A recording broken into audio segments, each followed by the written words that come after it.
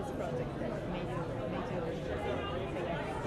Well, I mean, it was an original idea of mine that I wrote, and so I'd always wanted to do an action movie, a spy movie. I love the Bond movies, especially when Daniel Craig came in and kind of made them sort of more dramatic. And I always thought, I want to do one of those, but I want to bring a comedic, but believable and realistic thing to it.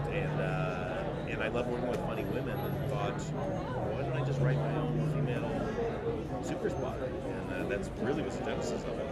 And how was the relation with like Jason and Melissa from the both worlds and put together? Well, it was really fun because when I wrote that role, a lot of people would read the script and go like, "Oh, so you're going to cast, a famous comedian in this part?" And I was like, "No, I want to get like an action star to play this because it's more fun to like bring a preconceived notion in about somebody and then subvert it a little bit."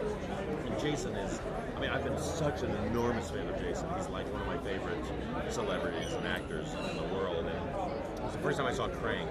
I was like, he's funny, and he knows he's funny. We got to get him in something. And so when I wrote this script, I really wrote it just for him, for that role. And that role just crushed him. I mean, he so steals the scenes that he's in. It's crazy. And about the festival, how is it being here? How can you relate the movie with this festival and all this, craziness that goes on? Well, I love South by Southwest. We premiered Bridesmaids here back in 2011 as a work in progress.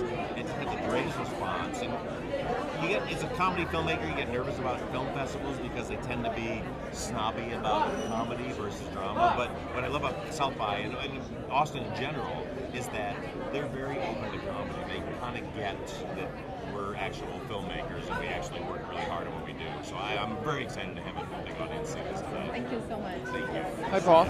Hey. How do you take a genre that normally has females as scenery?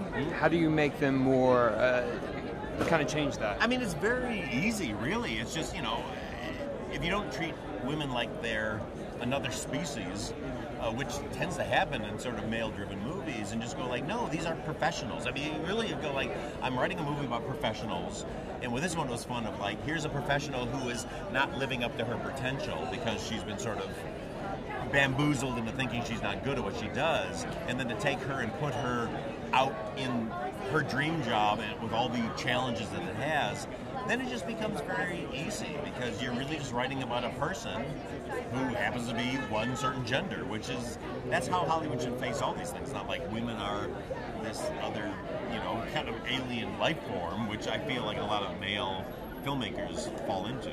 And with the success of Bridesmaids, has that changed how you see movie making? Because it has for Hollywood. You see more female-driven. I mean, I've always seen the world this way. What's nice for me is that now Hollywood is seeing that these female-driven, I don't know how to say that, but it sounds like it's like a chick flick or romantic comedy. It's not. It's just women starring in a movie has also a commercial viability. And as we know, the business is a business, and it's only going to do things if things make money. So for me, it's just going like, look, this can actually make money. So it's not like some sort of a heady quest. It's like, look, women will show up, audiences will show up, men and women will show up to see funny women. And so let's just focus on that.